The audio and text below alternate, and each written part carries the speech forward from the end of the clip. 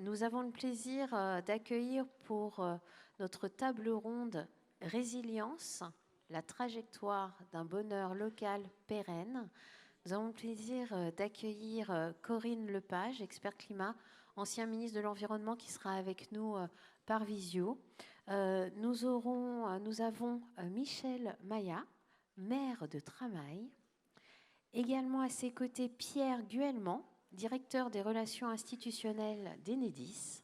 Et puis Pierre-Olivier Lefebvre, délégué général de RFVAA, dit autrement, c'est, je reprends mes notes, le réseau francophone des villes amies des aînés. Alors pour commencer sur cette thématique résilience, la trajectoire d'un bonheur local pérenne, déjà qu'est-ce que la résilience? C'est un mot qui interpelle, de savoir comment il est défini. Et donc, vous pourrez nous parler de votre vision de la résilience par rapport à chacun de vos métiers. Et puis, comment elle se conjugue au pluriel, comment elle se conjugue de manière systémique, comment elle s'incarne sur les territoires. Alors, sans plus attendre, Michel Maillat, maire de Tramail depuis 28 ans, donc sur le territoire de Saône-et-Loire. Vous êtes également parmi les fondateurs du réseau des territoires à énergie positive TEPOS, et puis vice-président d'Amorce et administrateur de Énergie partagée, qui soutient la production d'énergie renouvelable.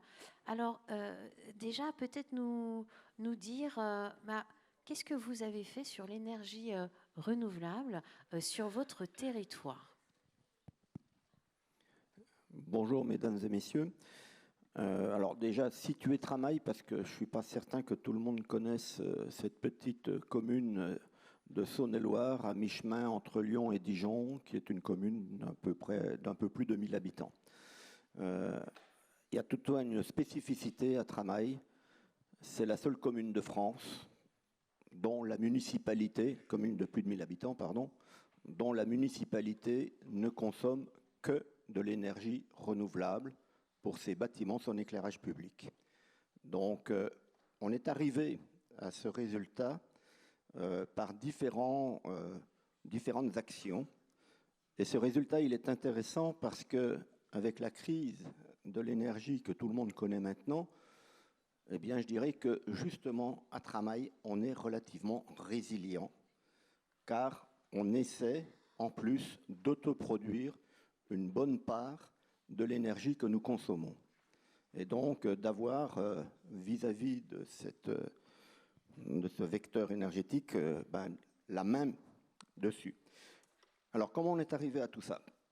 Eh bien, tout d'abord, on a mis en place des actions de sobriété et d'efficacité. Et je vais vous donner quelques chiffres pour référence.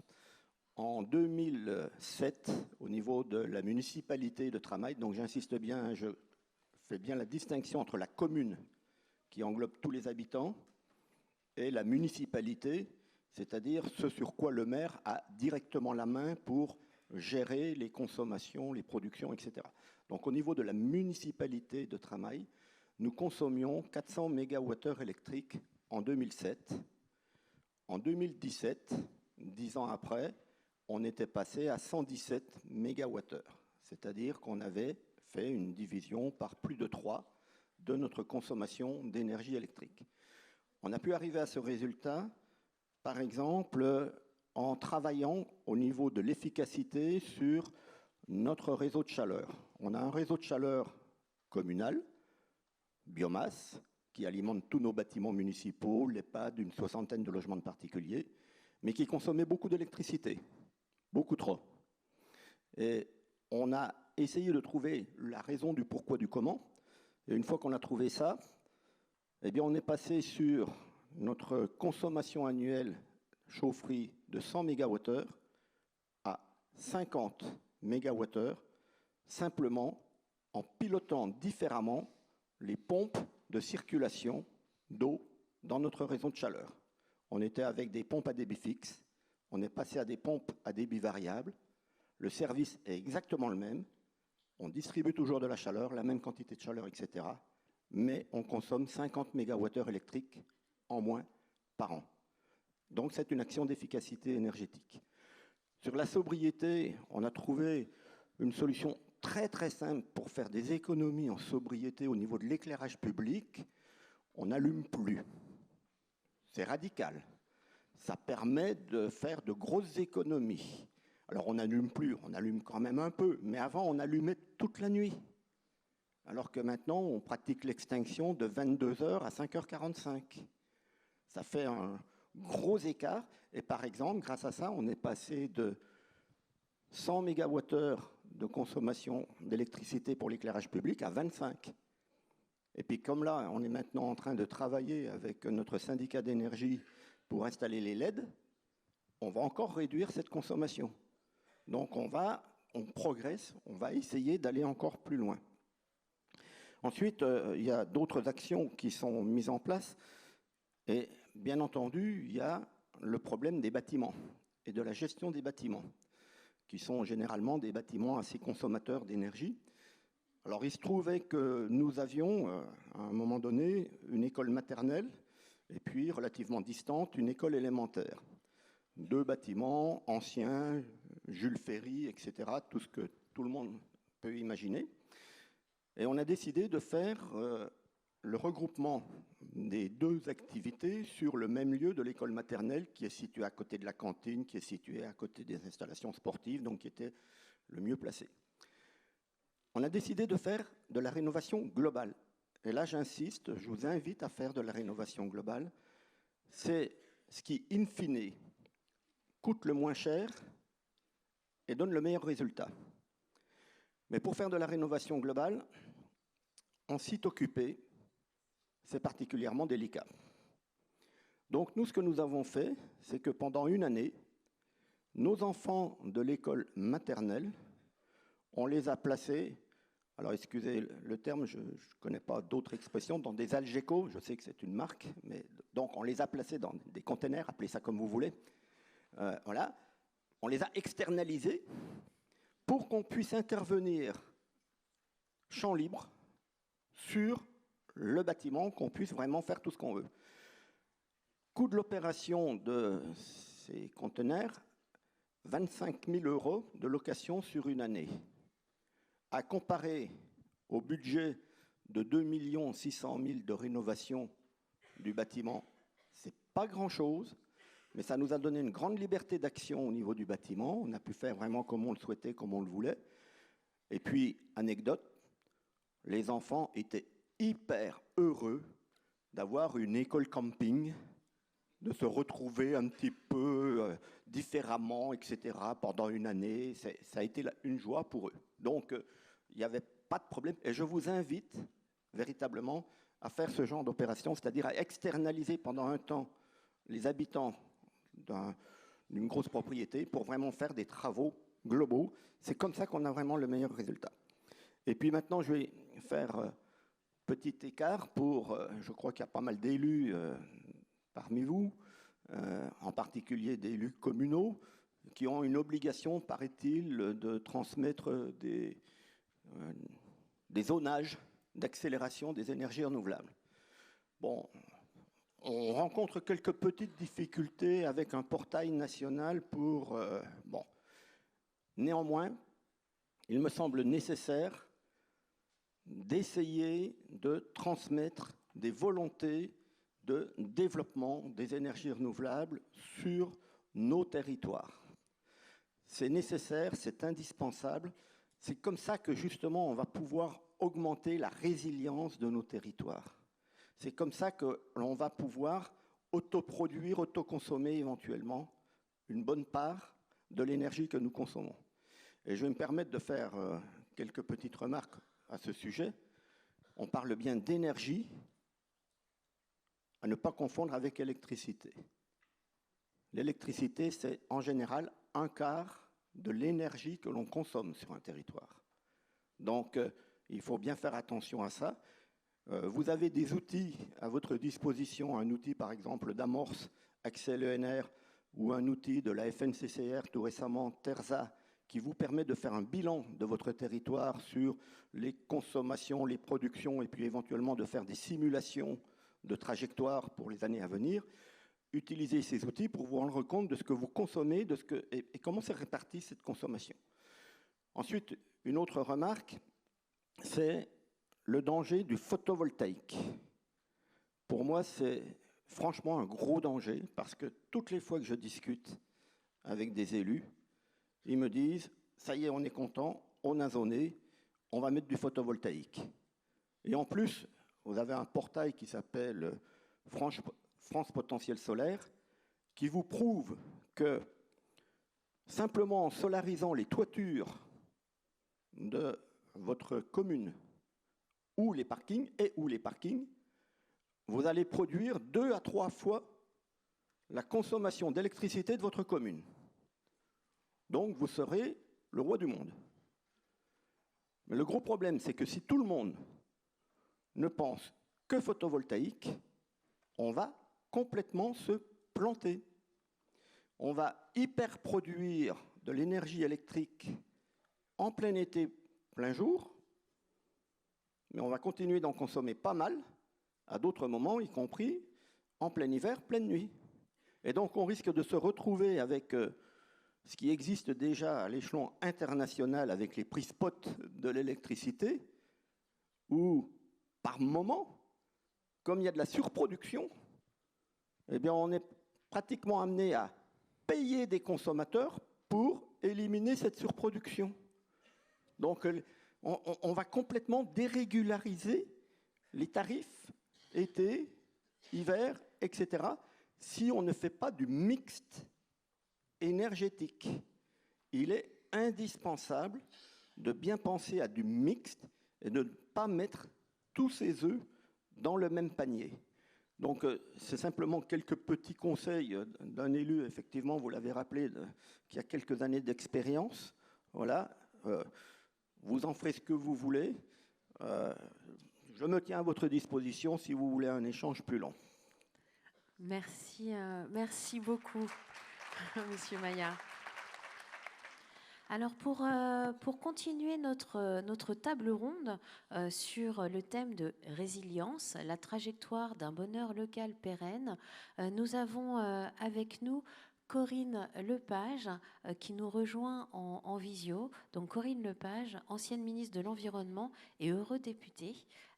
Merci beaucoup d'être avec nous ce matin, de nous rejoindre et donc de partager avec nous votre point de vue sur cette trajectoire, cette notion de trajectoire vers le bonheur local pérenne à partir de cette notion de résilience. Bonjour à toutes et à tous. Je suis vraiment désolée de n'avoir pas pu être présente sur place, mais j'avais un agenda qui ne me permettait pas de faire l'aller-retour à La Rochelle ce matin. J'ai écouté avec beaucoup d'intérêt ce que Monsieur le maire de Tramail vient de nous dire. Nous vivons des temps qui sont extrêmement troublés, perturbants, anxiogènes.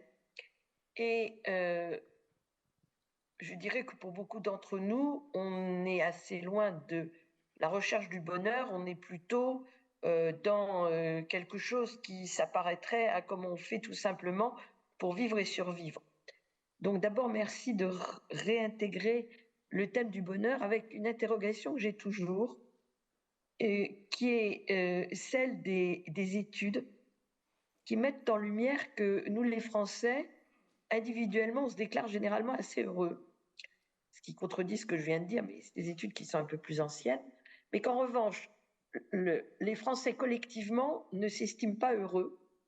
Et des pays où on a l'impression que la vie est infiniment plus difficile que chez nous, s'estiment beaucoup plus heureux que nous.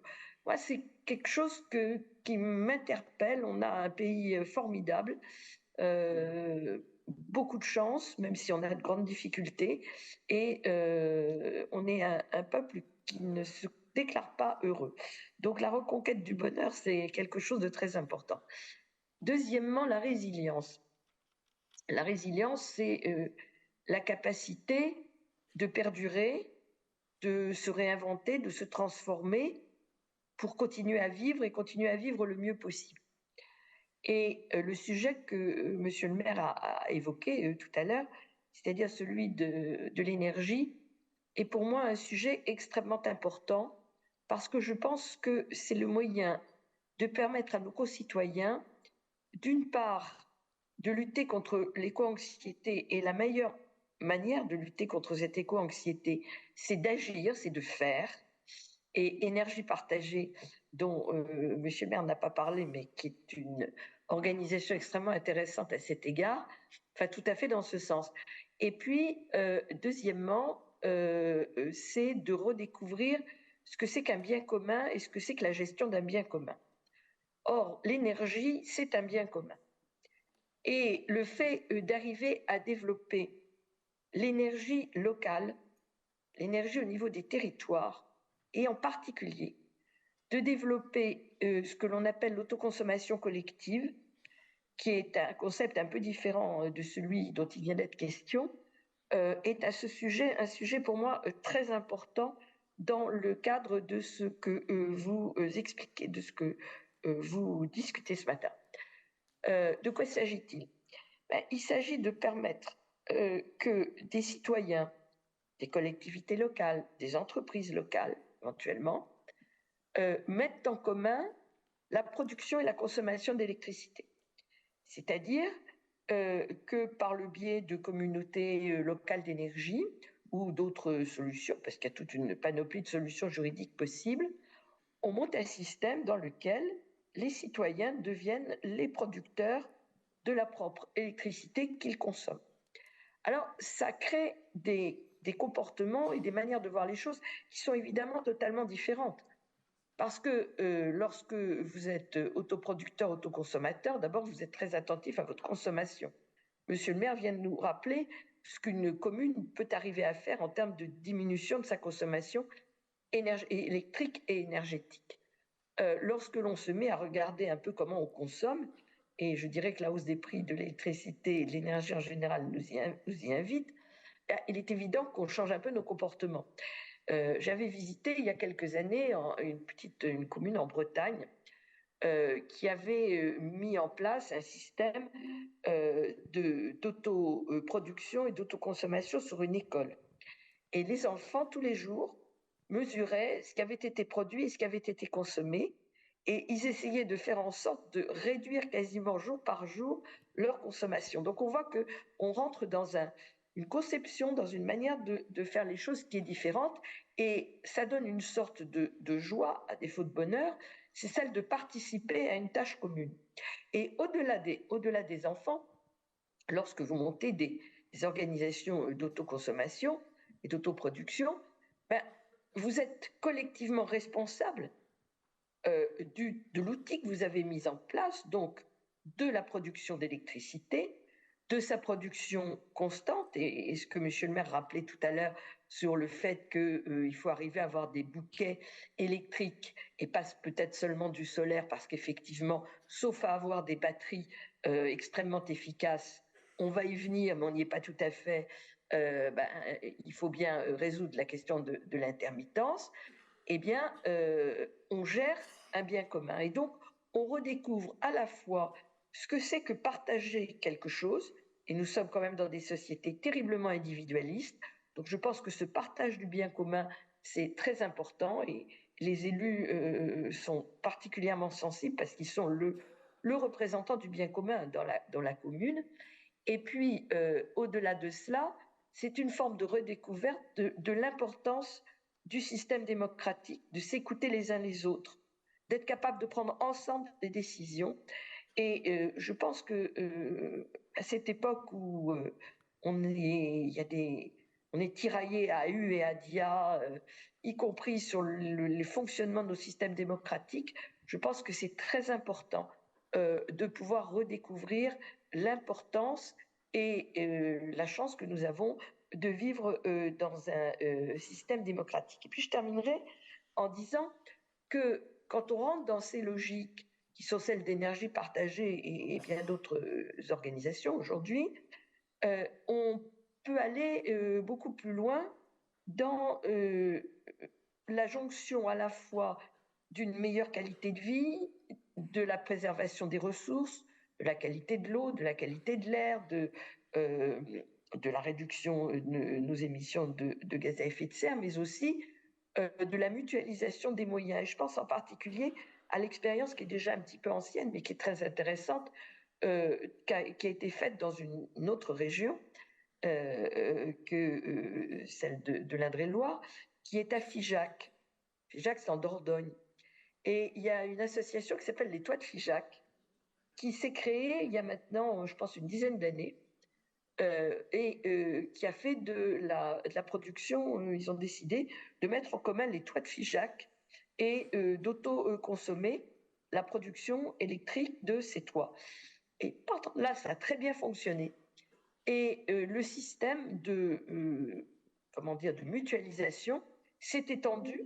Il s'est étendu, il y a beaucoup d'agriculteurs à Figeac, donc dans la mutualisation des moyens agricoles. Il s'est ensuite étendu dans la mutualisation de la valorisation des produits, et ainsi de suite. Et donc, on voit bien que c'est une manière de revivre autrement. Et à une époque où on parle beaucoup du glocal, c'est-à-dire global, local, parce que les questions auxquelles nous sommes confrontés sont des questions planétaires, mais en même temps, ce sont des solutions locales. La solution planétaire vient de l'adjonction de solutions locales. Bien, je pense que de redécouvrir que chacun d'entre nous peut participer à cette solution d'ensemble en justement agissant localement, en améliorant les choses, en améliorant la situation, en vivant mieux, en améliorant son pouvoir d'achat, eh bien, je pense que ça participe de la recherche de ce bonheur pérenne dont vous voulez parler ce matin. Merci beaucoup, Madame Lepage, de vous être mobilisée pour être parmi nous ce matin. Et on vous souhaite une bonne fin de journée. Merci beaucoup. Au revoir. Au revoir.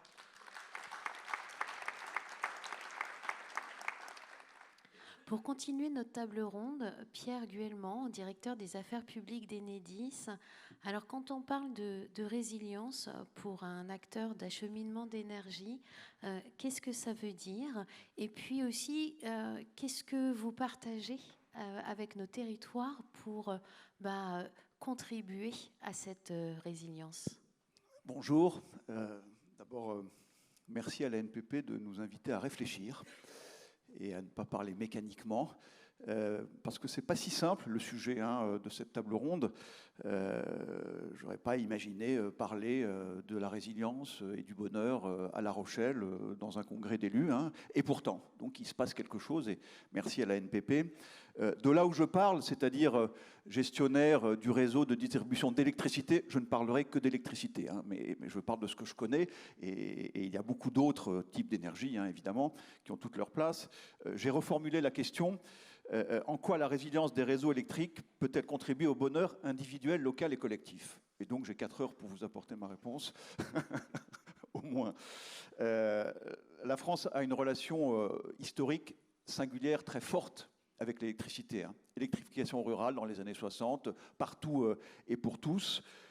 Beaucoup d'usages et un nombre croissant de nos activités dépendent de l'électricité. Vous avez dit 30% aujourd'hui de la consommation d'énergie, c'est l'électricité. Les projections, ce n'est pas les nôtres, sur les années qui viennent, c'est à peu près 50%. À peu près. Donc on va monter en utilisation de l'électricité. Ça veut dire que la résilience du système électrique, entendu comme la capacité d'un système à s'adapter pour retrouver un état d'équilibre lorsqu'il a été chahuté ou perturbé, cette résilience, elle sera de plus en plus cruciale pour le bon fonctionnement de nos sociétés, pour le bien-être, pour le bien-vivre. Et cette résilience, on le voit, et nous le constatons, nous, dans l'exercice de notre métier, elle est de plus en plus challengée. 1,3 million de kilomètres de lignes, 35 fois le tour de la Terre, dont je rappelle que ce réseau appartient aux collectivités locales. J'aurais pu commencer, mais c'est essentiel. Nous en sommes le gestionnaire, mais ce réseau appartient aux collectivités locales. 1,3 million de kilomètres de lignes qui sont maintenant de plus en plus régulièrement chahutés par des événements climatiques dont l'intensité est de plus en plus forte. On l'a vu récemment encore en Bretagne. En quelques heures, plus d'1 million de clients qui ont été coupés. Et donc ça veut dire que on redécouvre aujourd'hui le bonheur d'être réalimenté en électricité. Donc ça, c'est une bonne chose, mais ce bonheur, je pense que nous aurons, je dirais, à le réassurer encore dans les années qui viennent. Et puis, faut-il rappeler que la dérive climatique, elle est inéluctable, 1,5, 2 degrés, 4 degrés, en tout cas, tout ça est devant nous. Alors, les causes et les impacts, on les connaît. Il y a trois causes principales pour ce qui nous concerne. Hausse des températures, canicule, vague de chaleur. J'étais content tout à l'heure d'entendre le RGA, retrait gonflement argile. Qu'est-ce que c'est ce terme un peu barbare? Ça veut dire que le sol bouge parce que trop d'eau ou pas assez d'eau, et ça veut dire que ça fragilise tous les ouvrages qui s'y trouvent. On ne le voit pas, mais pourtant ça travaille. Et puis la submersion marine, la crue et l'inondation. On a croisé ces trois phénomènes avec l'ensemble de nos ouvrages électriques sur l'ensemble du territoire. Les postes sources, les transformateurs, les câbles, etc. etc. Je ne vais pas vous faire la liste des conséquences de ce croisement. Elle est longue, elle peut être un peu anxiogène, mais on ne va pas la subir. Ce qui est sûr, c'est qu'on a une forme de bonheur local assez chahutée en termes de surchauffe, de destruction, de panne, de vieillissement, de rupture, de fissures, de chute des poteaux, etc. etc. Je ne suis pas en train de vous dresser un tableau apocalyptique pour noircir un tableau et vous rassurer. Ce que je suis en train de vous dire, c'est que les mots résilience et bonheur vont être de plus en plus interdépendants. Ça, c'est le premier point. Et le second, c'est que le développement local sera de plus en plus lié à la capacité de préparer et d'organiser cette résilience. Alors, la bonne nouvelle, c'est qu'on a un certain nombre de solutions. Il y en aura d'autres. Moi, j'ai bien aimé ce qu'a dit hier la Banque des Territoires, Michel François, en disant sur ces questions nouvelles, on ne peut plus se retourner, demander aux aînés comment ils avaient traité le sujet. Non, non, il faut qu'on invente. Et pas seulement Enedis, Enedis avec les territoires. Donc, pour ce qui concerne l'exercice de nos métiers, on a quelques familles de solutions. Les premières, elles relèvent de la gestion de crise et de l'anticipation des conséquences. Bon, après tout, c'est notre boulot de faire en sorte que le maintien et la continuité, la restauration de la qualité de l'électricité, elle soit au rendez-vous. Donc, je vous donne un ordre de grandeur, mais ça dit quand même l'intensité de ces questions. Dans les années qui viennent, on a prévu plus de 10 milliards d'euros uniquement dédiés au réseau aérien à son renforcement et au réseau souterrain à son renforcement et à son renouvellement. 10 milliards d'euros dans les années qui viennent. Ce qui est nouveau et ce qui est rassurant, c'est la puissance des outils. Je prends un exemple, tempête Ciara en Bretagne récemment. On a pu, grâce à l'intelligence artificielle, mesurer à l'avance ce que serait l'impact sur nos réseaux, sur les réseaux des collectivités, de la tempête qui arrivait. On n'a pas limité les dégâts, mais on a pu positionner en amont, la veille et l'avant-veille, plusieurs centaines d'agents venus de l'ensemble du territoire pour réparer plus vite 90% des clients en quelques jours. C'est bien, voilà. Et donc ça, c'est une première innovation. La seconde, vous vous rappelez le Covid. En quelques heures, confinement absolu. On ne sort plus de chez soi.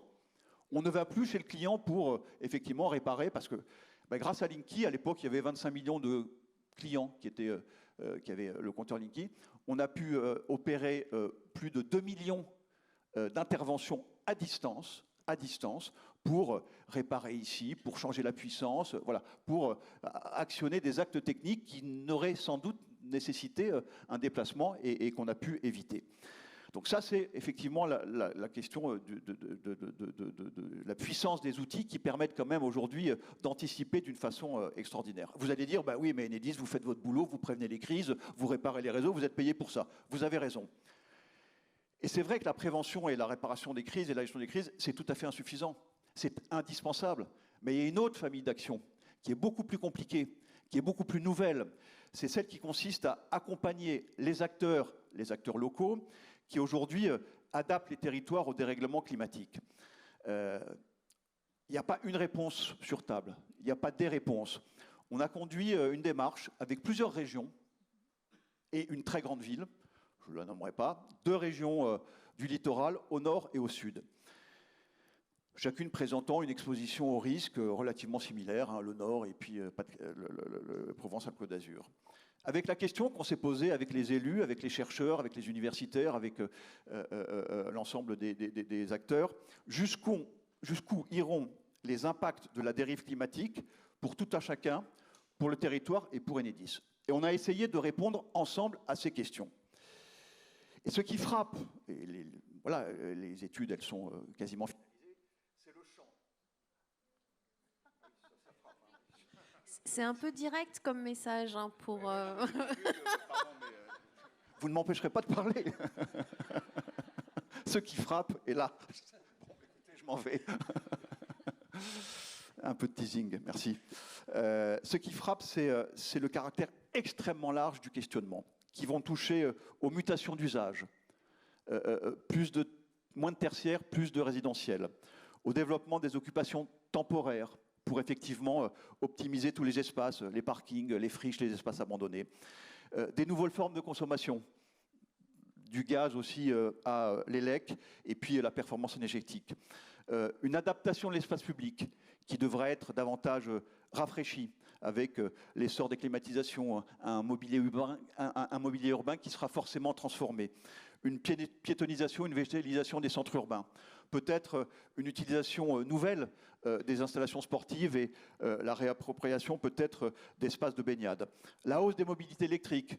On estime à peu près à 16 millions de véhicules dans les années qui viennent, 16 millions de véhicules électriques, avec ce que ça signifie pour nous en termes de raccordement et de puissance disponible pour ceux et celles qui voudront raccorder leurs véhicules. Madame la ministre, et vous en avez parlé, la capacité aujourd'hui grandissante de produire son électricité pour la consommer. Produire son électricité pour la consommer.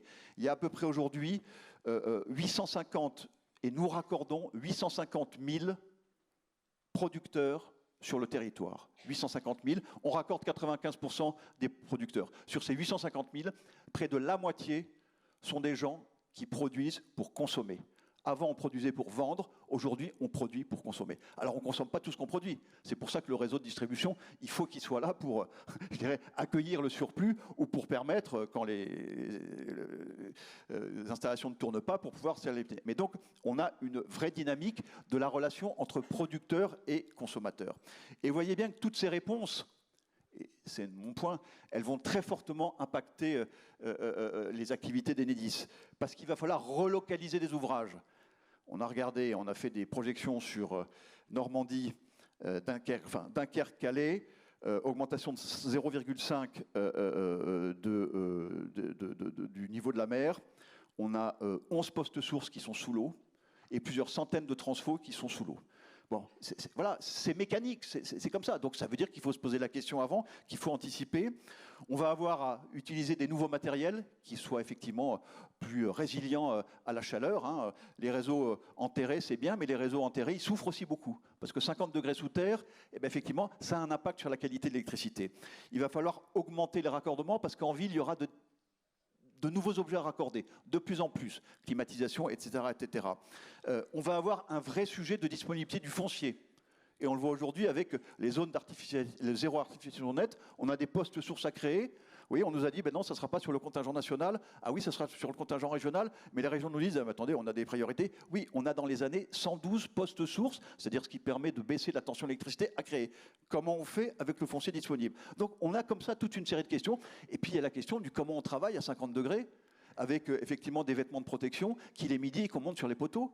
Ça veut dire qu'effectivement, on va être amené à réfléchir sur de nouveaux horaires, effectivement, de travail, avec des locaux qui seront réaménagés. Je cite quelques questions, il y en a beaucoup d'autres. Je termine, je conclus. Oui, je conclus vraiment en plus. Hein. C'est vraiment... Je sais que vous pouvez me couper maintenant, donc je préviens. Pour Enedis, ce nouveau logiciel, il y a vraiment un nouveau logiciel d'action. D'abord, les enjeux de temporalité ne sont plus les mêmes. Les enjeux de temporalité ne sont plus les mêmes. Il y a un collègue qui me disait, et moi j'ai noté sa phrase, « Le court terme est un ogre qui mange tout ». Le court terme est un ogre qui mange tout. Ça veut dire qu'il faut prendre conscience dès maintenant qu'il faut se mobiliser sur des enjeux de moyen et de long terme. Pas seulement dans la gestion et dans l'anticipation des crises. L'anticipation, les maîtres mots, c'est anticipation et prospective. On passe d'une culture de la gestion de crise à une culture, je dirais, du risque et de l'adaptation permanente. On a besoin d'une vision prospective, d'une vision dynamique, effectivement, et ça, on ne peut l'avoir qu'avec les acteurs territoriaux. Il faut qu'on prévoie les compétences, et puis puis j'avais dit que c'était ma conclusion, donc c'est voilà mon dernier mot. Hein. Moi, je suis vraiment heureux d'avoir parlé du bonheur dans une ville que Michel Crépeau chérissait. Et puis, hier, on a parlé de la fresque de l'engagement local. Je crois que dans le mot engagement, il y aura de plus en plus le mot résilience. Et donc, moi, je me réjouis tout à l'heure de re-signer notre convention avec la NPP parce qu'on a quand même de beaux sujets devant nous. J'ai trop parlé, mais en tout cas, vous voyez à quel point ces sujets, ils nous emmènent. Merci pour votre écoute.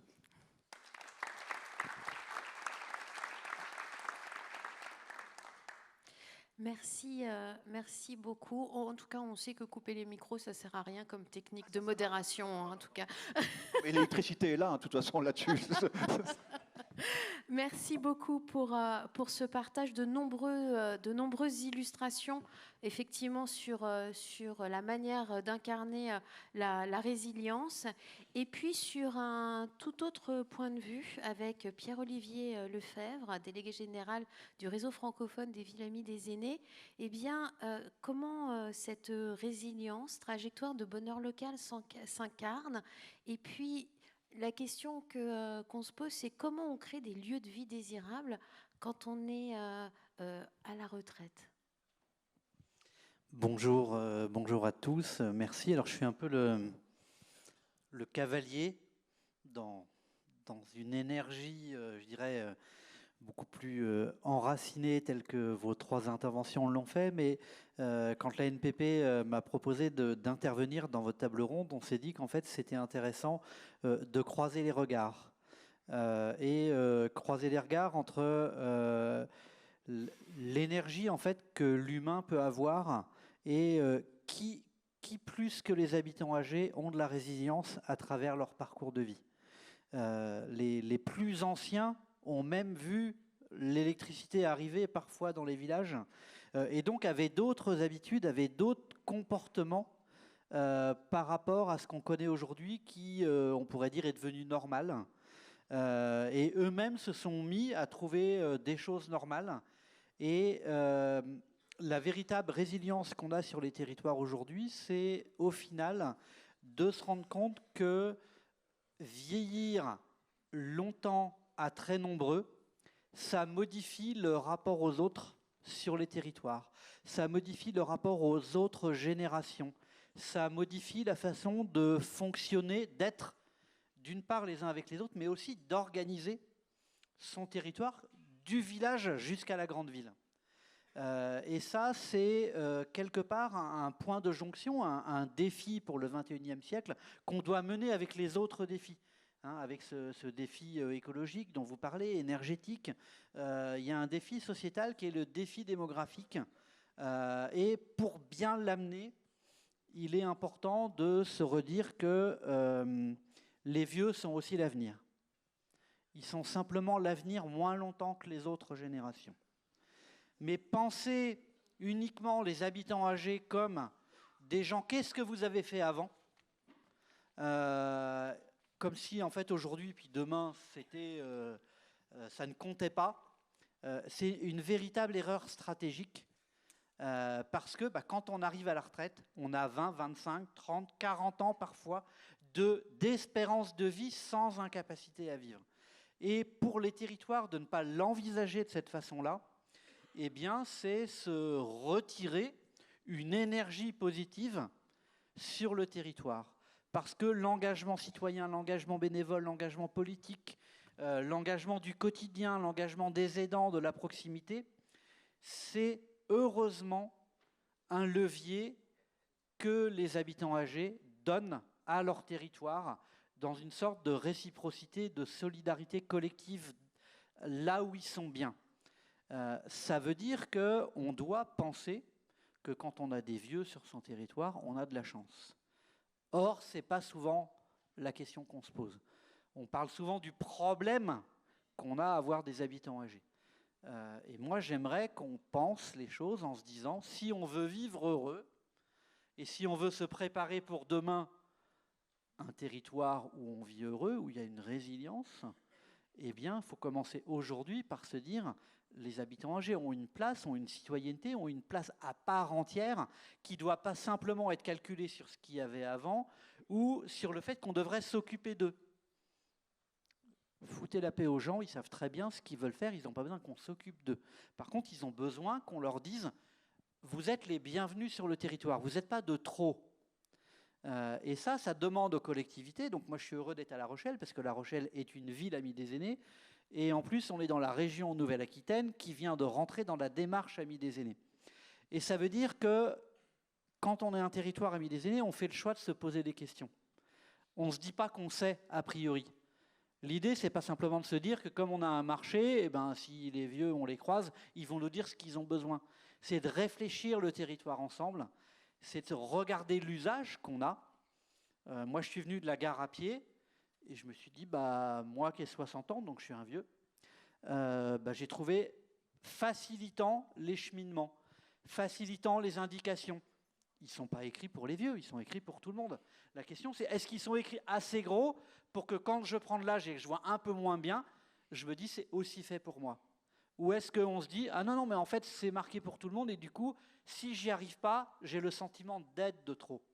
Et le vrai défi qu'on a aujourd'hui, c'est quel que soit ce qu'on pense en termes d'aménagement du territoire, en termes d'équipement, en termes de façon de faire, c'est est-ce que quand je prends de l'âge, je me dis que c'est aussi fait pour moi, ou est-ce que je me dis, le message induit qu'on me renvoie, c'est trop compliqué, donc ça veut dire reste chez toi, reste à la maison, et t'étais bien pour avant, t'es pas bien pour aujourd'hui, et encore moins pour demain. Ça, c'est vraiment quelque chose, si on ne le pense pas, qui va générer des équilibres dans la société, qui va aussi coûter très cher à la société, parce que quelqu'un qui va pas bien et qui se met en retrait, on va inventer des choses extraordinaires pour lutter contre l'isolement. La meilleure lutte contre l'isolement, c'est de continuer à avoir du lien avec les autres pendant que ça va bien. Et un territoire ami des aînés, c'est un territoire qui va se poser cette question, qui fait qu'on a envie d'aller, qu'on a envie de rencontrer des gens, qu'on va se dire, le mobilier urbain qu'on m'a mis, eh bien, il est pour tout le monde, mais quand je m'assois, je vois qu'il est aussi fait pour moi. Et qu'il n'est pas trop bas, et que du coup, je ne me dis pas que je ne vais pas m'asseoir, parce qu'en fait, je ne vais pas arriver à repartir. On parlait d'éclairage. Eh ben, l'éclairage public, il va être pensé pour qu'on voit les contrastes sur la voirie. Et que du coup, la petite marche, ou le petit escalier, ou le petit trottoir, je le vois même si ma vue baisse, et que du coup, je ne me casse pas le col du fémur. Et que de ce fait-là, j'ai envie de continuer d'aller et venir, alors que sinon, à un moment donné, je vais me dire, je ne me sens pas en sécurité, je ne me sens pas rassuré, et de ce fait-là, je me mets en retrait. Le vrai défi d'aujourd'hui, c'est les habitants âgés qui vont s'auto-exclure parce qu'ils vont sentir que le périmètre de vie dans lequel ils se sentaient bien, avec l'avancée en âge, va créer une sorte de fragilité, va créer une sorte d'insécurité, et qu'en fait, on n'a pas d'égard vis-à-vis de cette avancée en âge de la part du territoire, et que de ce fait-là, je me mets en retrait. Une des phrases que j'entends le plus, c'est de dire « Merci beaucoup d'avoir pensé à moi, mais vous savez, je vais déranger, donc je vais rester à ma place. » Et en fait, en pensant ça, eh bien, on rate l'opportunité de continuer de vivre ensemble, pas seulement pour se transmettre des choses. Un vieux, ce n'est pas qu'une bibliothèque qui brûle quand il meurt. Un vieux, c'est quelqu'un qui vit au quotidien et qui a envie d'avoir des projets avec les autres générations, avec sa collectivité, sur lequel il y a, je dirais, une fierté d'être de là. Quel que soit l'endroit où on est, ce qu'on observe, c'est que les habitants âgés, ils sont fiers d'être de là. Qu'on soit d'un village, qu'on soit d'une ville, qu'on soit d'un quartier politique de la ville, qu'on soit à la campagne, en périurbain, en centre-ville, en centre-bourg, quand on dit « je suis de tel endroit », on sent derrière poindre l'idée de dire « c'est quand même mieux qu'ailleurs », parce qu'en fait, on s'y sent bien. Qu'est-ce qu'on fait pour que ça dure ? Et au final, la démarche, c'est de trouver un équilibre entre l'environnement social et l'environnement urbain. C'est comment on va créer de l'habitat qui va faire que je vais pouvoir continuer de passer des années en me disant je continue d'être autonome dans ma vie quotidienne. C'est aussi une réponse par rapport, je dirais, à l'augmentation de l'espérance de vie. Donc pensons les choses à travers un portage politique, évidemment, parce que ça demande une stratégie d'anticipation. Et là, on rejoint bien les discours des 4 intervenants que nous sommes ce matin. Si on n'anticipe pas, en fait, on ne fait que courir après l'urgence. Et on n'est pas un pays où on est très bon sur cette anticipation. Et du coup, la démarche Amis des aînés qu'on porte avec les territoires, c'est vraiment de faire en amont, avant que ça aille pas bien. Qu'est-ce qui fait qu'il y a des choses qui existent? Comment avoir envie ou donner envie de s'en saisir? Qu'est-ce que je dois améliorer dans ce que je fais pour que ça dure et que l'usage soit de meilleure qualité? Et comment je prépare le territoire? Parce que quand je refais une route, quand je refais un éclairage, quand je refais un habitat, si je le pense au départ avec l'usage, y compris pour les âgés, ça ne veut pas dire qu'il est exclusif pour les âgés, ça veut dire qu'il est y compris pour les âgés, eh bien, ça ne coûte pas plus d'argent. Parce qu'en fait, c'est une façon de penser les choses qui fait qu'on fait le choix de dire j'ai pris tel fauteuil ou telle table plutôt que tel autre. Par contre, de modifier parce qu'à un moment donné, il y a une perte d'usage, là, ça coûte de l'argent, parce qu'il faut réadapter les choses. Donc ce travail dans le temps est fondamental, au niveau du logement, au niveau des équipements publics. Voilà. Et comment on croise, je dirais, les normes avec la qualité d'usage qu'on a. À une époque, j'ai été maire, et tous les bâtiments publics, on me disait qu'ils n'étaient pas adaptés aux nouvelles règles et tout. Je disais, mais en fait, on est capable, dans un village de 1500 habitants, d'ouvrir la porte à quelqu'un, et on n'est pas forcément obligé de l'automatiser si ce n'est pas une priorité tout de suite. Donc c'est comment on met aussi du bon sens à travers les choses. Et quand on faisait des parcours avec les habitants âgés et même avec les personnes en situation de handicap, et qu'on leur disait, sur une échelle de 1 à 10, qu'est-ce qu'il faut changer et qu'est-ce qui marche bien, ce n'était pas les mêmes choses que la réglementation qu'on a devant les yeux. Et ça, c'est aussi, je dirais, une façon de faire les choses différemment pour que le travail de politique, qui est de travailler sur ces enjeux, soit croisé avec la vision qu'ont les habitants âgés. Et il faut intégrer dedans qu'aujourd'hui, on a 3 générations d'habitants âgés. On a les pré-retraités et les retraités. Et puis après, on a des gens qui vont rentrer, je dirais, dans un périmètre un peu moins étendu, avec parfois des fragilités. Et puis ensuite, on peut rentrer dans de la perte d'autonomie. Et confondre la longévité avec uniquement les personnes âgées égales des personnes en perte d'autonomie, ça empêche le débat public. Car si on veut être fier d'avoir des habitants âgés, il faut que nous-mêmes, on soit fiers de prendre de l'âge. Et qu'on ne se dise pas, le vieux, c'est l'autre, parce que c'est toujours celui qui va plus mal que soi. Je me souviens, moi, de la grand-mère de mon épouse, qui avait 90 ans et qui disait, je vais chez les vieux, parce qu'elle allait à l'établissement en face de son HLM, mais du coup, elle considérait qu'ils étaient plus vieux qu'eux parce qu'ils étaient en établissement. Ça, c'est un regard pour dire, en fait, regarde, moi, je vais bien. Si on veut changer la société, si on veut avoir cette résilience à moyen terme, il faut se dire, je suis vieux de prendre de l'âge et je vais bien. Ce n'est pas mon âge qui fait que je vais mal. Et ça, c'est un vrai défi sur lequel on doit se porter. Ça veut dire pardon, il faut que je finisse. En fait, c'est pour laisser la place qu'elle puisse poser des questions. Je fais ma conclusion. Aussi, je vous en prie. Juste ma conclusion, c'est de se dire qu'il faut trouver un territoire qui répond à ses besoins, qui donne envie de vivre libre de ses choix. Il ne faut pas que ce soit la collectivité, qu'elle soit nationale ou locale, qui impose en disant, puisque tu as tel âge, tu dois faire ça ou tu dois habiter à tel endroit.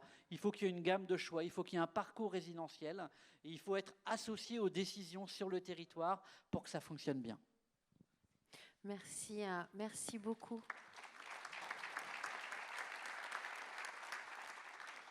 Vous êtes dur, parce que c'est très, très intéressant tout ce que vous dites et c'est très difficile d'interrompre des propos intéressants. Alors, sur cette table ronde et au regard des contributions qui ont été faites, résilience, la trajectoire d'un bonheur local pérenne, quelles sont les questions de la salle? Est-ce que je peux poser une question à l'intervenant? Ah mais oui. Non, j'avais une question. Moi, je vais avoir 65 ans.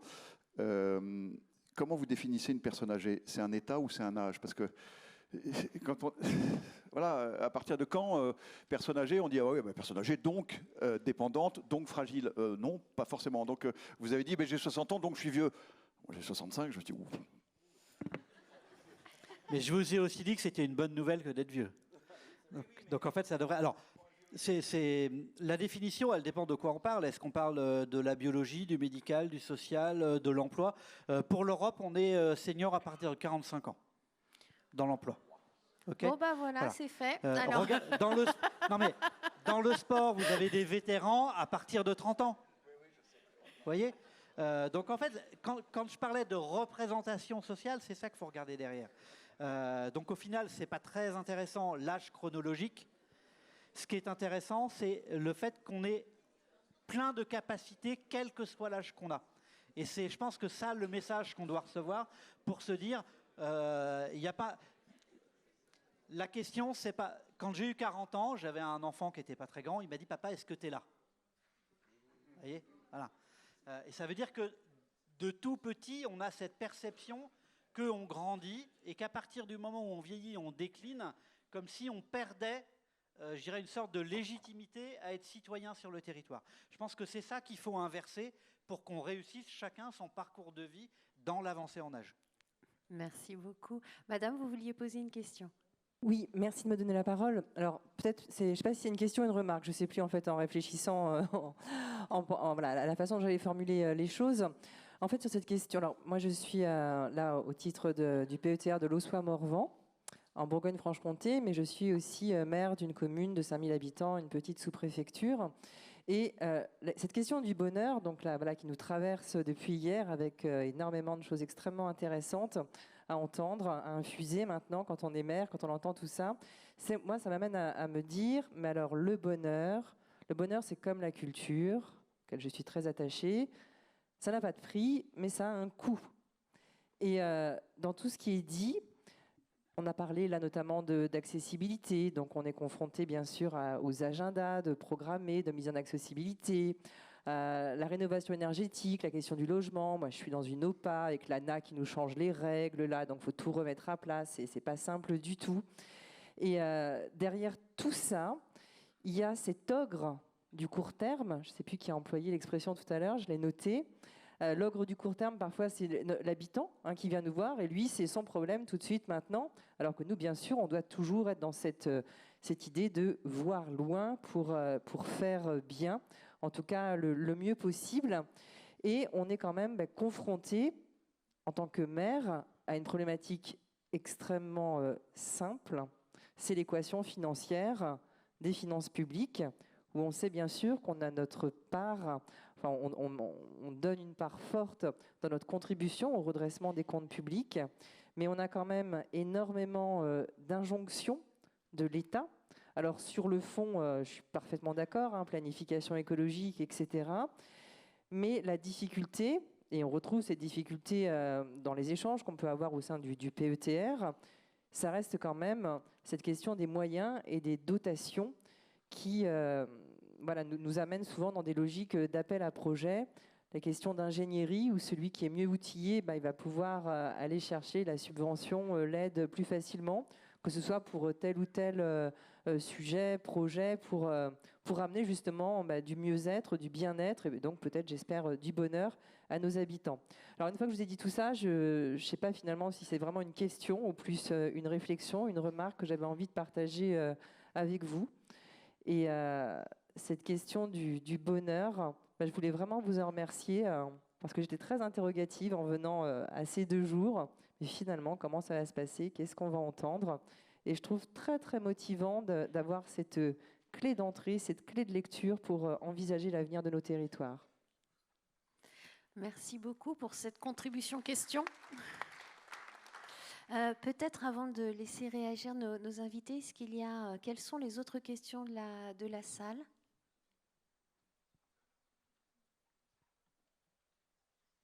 Ah, on a une main qui se lève là, merci.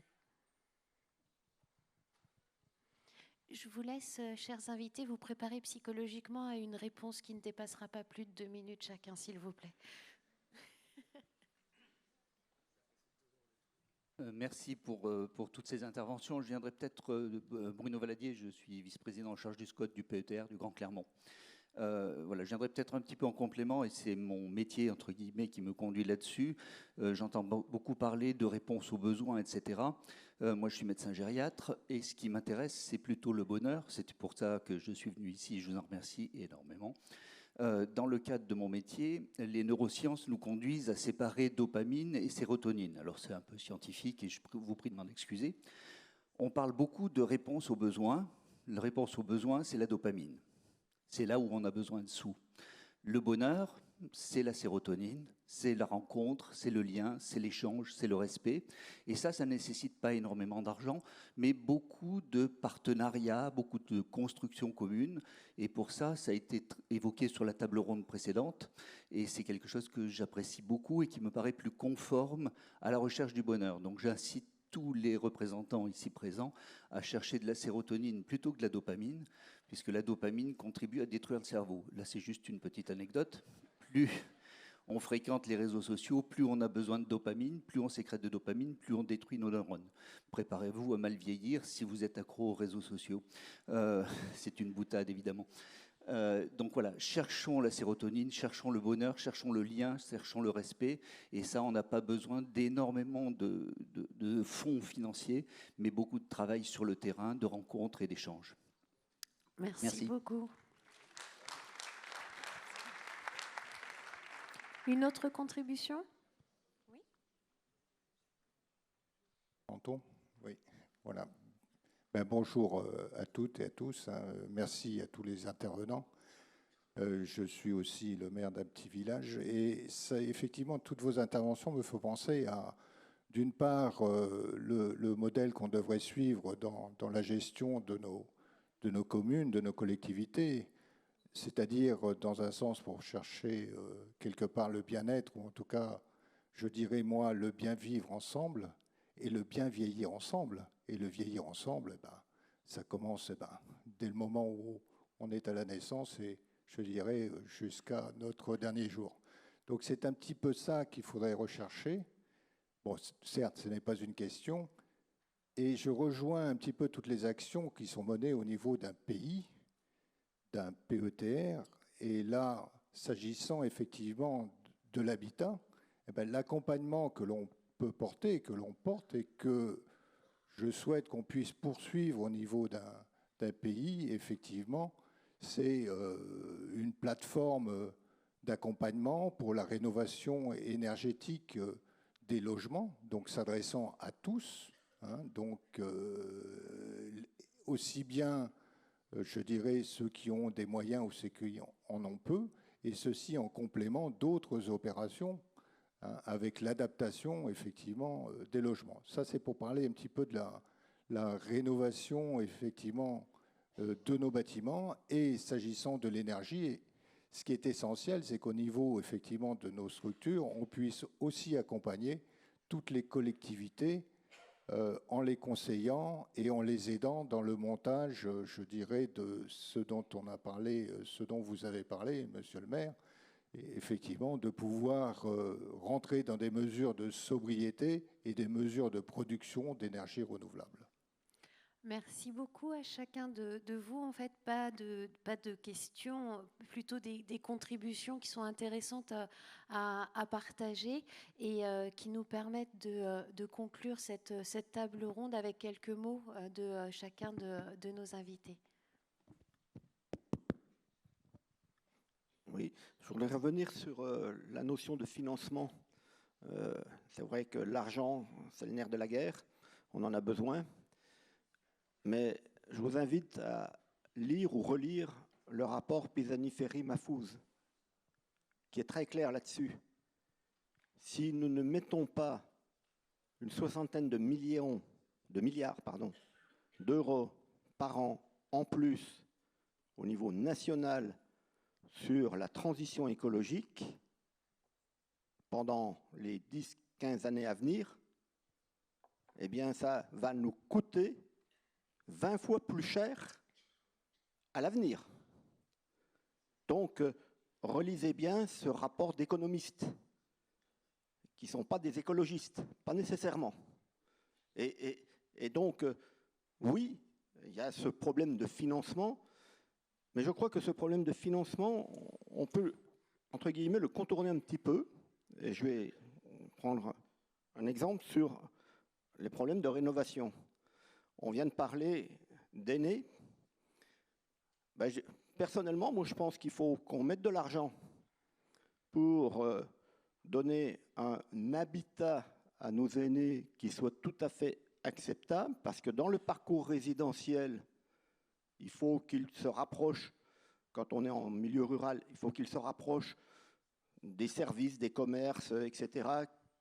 Donc, il y a ce parcours résidentiel. Et donc, essayons de leur donner un habitat correct, sachant que, de fait, ils vont changer eux-mêmes d'habitat, ils vont libérer leur logement, leur maison, leur corps de ferme, qui pourraient intéresser de nouvelles familles qui ont des projets et puis qui peuvent arriver à mobiliser un petit peu d'argent pour rénover, sachant qu'avec des opérations programmées d'amélioration d'habitat, il peut y avoir de l'accompagnement. Et donc, ça peut créer un ensemble, parce que les milliards dont on parlait pour l'instant, il y en a encore une bonne partie dans les bas de laine et dans les comptes courants qui dorment.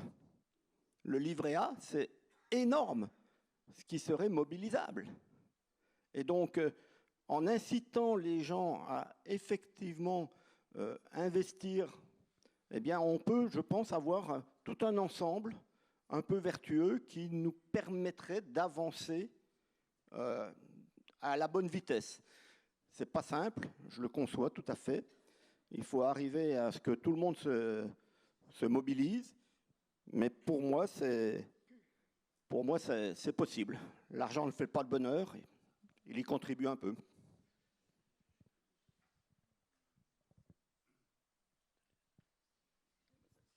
Je viens de me rendre compte que le nom de mon voisin est dans le nom de sa commune. Ouais, vous ne pouviez pas être maire de Lille.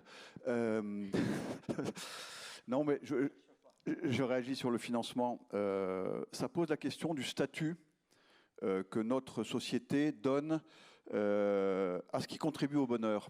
Et je me suis dit, finalement, nous, et j'ai la chance de travailler dans une entreprise qui organise un accès, je dirais, à l'électricité. Et cet accès à l'électricité, c'est un bien commun. C'est tellement un bien commun qu'il y a un principe de péréquation tarifaire en France qui reste la colonne vertébrale, qui fait que, où que vous soyez, vous n'allez pas payer d'une façon différente le transport de l'électricité qui arrive chez vous. C'est essentiel pour la solidarité territoriale. L'accès aux données. L'accès aux données, vous avez besoin de plus en plus de données pour des zones d'accélération, etc., etc. Vous auriez pu aussi citer l'Observatoire des données d'Enedis, hein, vous en avez cité d'autres, mais les données, voilà, on les transmet à notre. Eh ben, elle est en open data. C'est ce qui permet effectivement de développer une politique de déploiement des ENR. Et cette question du statut des outils qui contribue au bonheur, je crois qu'il est essentiel. Je pense que Gabriel Attal ne va pas créer un ministère du bonheur, mais bon, on verra bien. Après tout, il y a eu un ministère du temps libre, hein, il y a quelques années. Mais en tout cas, je pense que ce dont on parle revisite aussi le statut qu'on donne à certains objets qui contribuent ou qui peuvent concourir à ce qu'on appelle le bonheur. Merci, merci beaucoup. Un mot. En espagnol, retraite, ça se dit jubilación. Voilà. Donc c'est pas mal, c'est bien vu comme on dit. Et en tout cas, le rôle que nous on essaye d'avoir, c'est de capitaliser pour qu'on ne reparte pas de zéro à chaque fois par rapport à l'énergie dont vous parliez tout à l'heure et des coûts qu'il peut y avoir dès qu'on a une idée. C'est aussi c'est le côté open data du réseau, c'est de capitaliser pour que quand quelqu'un a une bonne idée qui marche, on la mette en avant. On travaille avec Territoire Audacieux par exemple, et on a plus de 700 fiches retour d'expérience qui montrent ce qui fonctionne. Et c'est pas la révolution, c'est simplement la bonne idée qui fait qu'on s'est rencontrés. Et une des choses qui est formidable, c'est de voir que quand on fait un diagnostic de territoire avec les habitants, il y a un tiers des choses qui sont demandées qui existent. La question, c'est qu'est-ce qui fait qu'on ne l'a pas vu, que c'était aussi fait pour soi. Et donc, c'est aussi redonner de la lisibilité, c'est redonner de la visibilité pour ceux qui pourraient en avoir besoin, de plein de choses qu'on fait sur lesquelles on met pour du coup du cœur et de l'énergie en tant qu'élu, en tant que professionnel, pour que ça fonctionne mieux. Donc voilà, ça vaut le coup de se mettre ensemble pour que, eh bien, on aille plus loin et plus longtemps. Merci beaucoup à chacun d'entre vous.